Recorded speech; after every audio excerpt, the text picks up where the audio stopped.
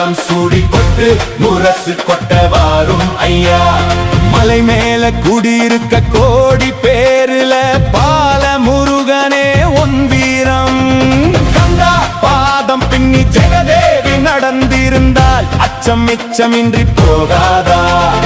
முருகா முடிவெடுக்க சிவனும் கேட்டிருக்க ஜெகதேவி பாலவேலனுக்கு அரோகரா. கந்தா நீ தேரேறி ஜெகதேவி தலம் சூடி கொட்டு முரசு கொட்ட வாரும் ஐயா.